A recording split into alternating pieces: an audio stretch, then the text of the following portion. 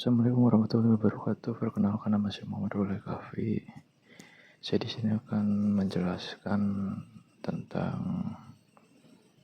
tugas kelompok studi kasus 1 dan studi kasus 2 dari materi problem statement dan project Carter. Dari kedua studi kasus ini membahas bagaimana semua masalah bisnis dapat diterjemahkan menjadi masalah data science yang jelas, terukur, dan dapat diselesaikan menggunakan pendekatan analisis data. Studi kasus 1 ini berfokus pada identifikasi masalah dan penyusunan problem statement menggunakan metode 5W1H dan SMART.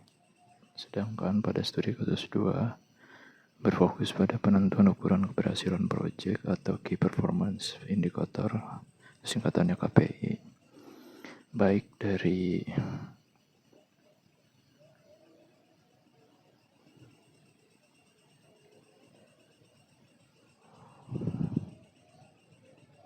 pada studi kasus 1, yaitu Koperasi Desa Sejahtera. Ini dijelaskan bahwa Koperasi Desa Sejahtera mengalami penurunan partisipasi anggota aktif dalam 2 tahun terakhir. Jumlah anggota aktif yang melakukan simpan pinjam turun dari 78% menjadi 52%. Selain itu juga pengurus koperasi menduga bahwa penyebabnya adalah proses administrasi yang lambat, tetapi mereka belum memiliki bukti atau data yang mendukung dugaan tersebut. Koperasi ini memiliki data transaksi simpan pinjam, data demografi anggota, dan log layanan selama 3 tahun terakhir. Manajemen juga menginginkan solusi yang dapat diterapkan dalam waktu 4 bulan dengan anggaran yang terbatas.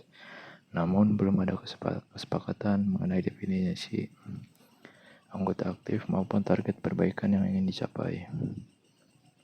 Mengapa ini menjadi masalah bisnis? Masalah ini menjadi penting karena penurunan anggota aktif dapat berdampak langsung pada kinerja koperasi. Semakin sedikit anggota yang aktif melakukan simpan pinjam, maka aktivitas bisnis koperasi akan menurun. Akibatnya, pendapatan koperasi berpotensi berkurang dan tujuan koperasi untuk melayani anggota menjadi tidak optimal.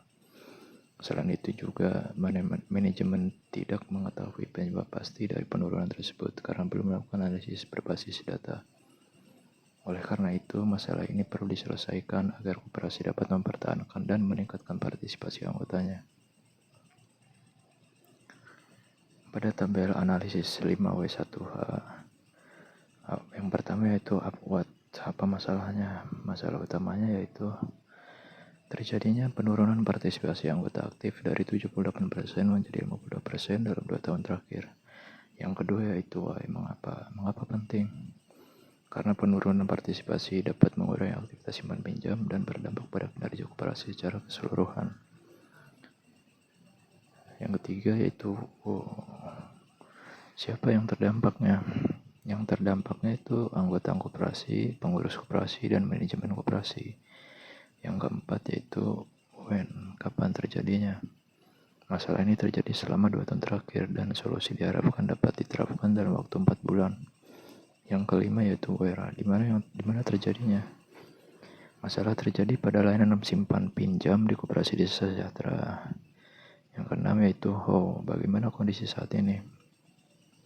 Saat ini pengurus hanya menduga penyebabnya adalah administrasi yang lambat, tetapi belum memiliki data yang dapat membuktikan dugaan tersebut.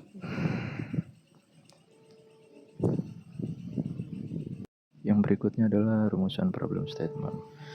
Berdasarkan analisis 5W1H, problem statement yang dapat dirumuskan adalah Koperasi Desa Sejahtera mengalami penurunan partisipasi anggota aktif dari 78% menjadi 52% dalam 2 tahun terakhir. Belum diketahui secara pasti faktor-faktor yang menyebabkan penurunan tersebut, sehingga diperlukan analisis data untuk mengidentifikasi anggota yang berisiko tidak aktif dan faktor-faktor yang mempengaruhinya. Pada problem statement ini berfokus pada masalah utama yang benar-benar terjadi dan dapat dianalisis menggunakan data yang tersedia.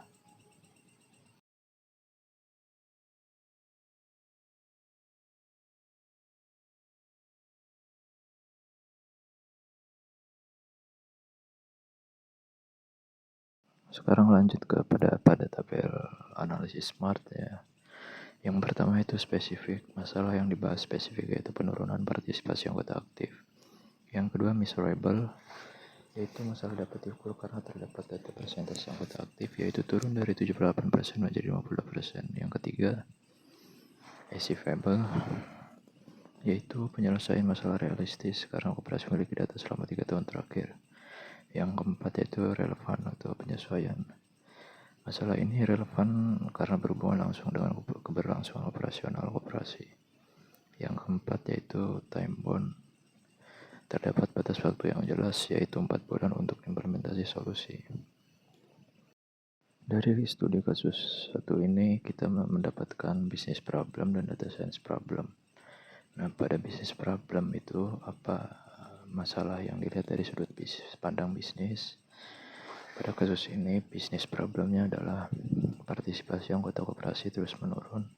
Sedangkan pada data science problem adalah masalah yang diterjemahkan ke dalam bentuk analisis data. Pada kasus ini, data science problemnya adalah bagaimana mengidentifikasi anggota yang berisiko menjadi tidak aktif berdasarkan data yang tersedia. Jadi, bisnis problemnya menjelaskan apa masalahnya.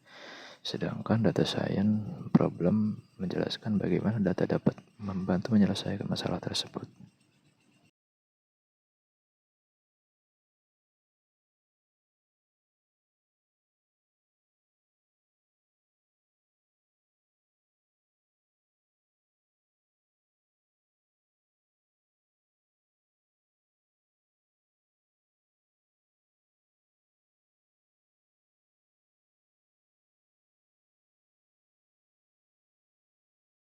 Lanjut ke studi kasus 2, yaitu menentukan success metric. Setelah problem statement berhasil dirumuskan, langkah berikutnya adalah menentukan ukuran keberhasilan proyek. Pada studi kasus ini, pengurus koperasi ingin mengetahui bagaimana cara mengukur apakah proyek yang dibuat berhasil atau tidak. Karena itu diperlukan KPI atau Key Performance Indicator. Mengapa KPI diperlukan?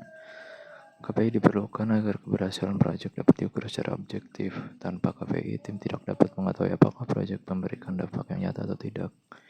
KPI juga membantu menyamakan persepsi antara manajemen dan tim data science mengenai target yang ingin dicapai.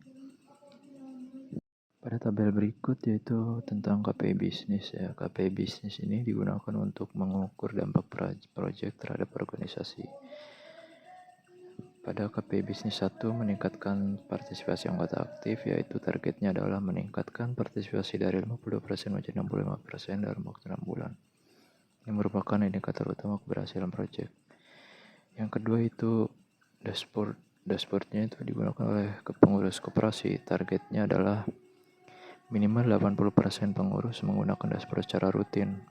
Hal ini penting karena solusi yang dibuat harus benar-benar digunakan, bukan hanya dibuat.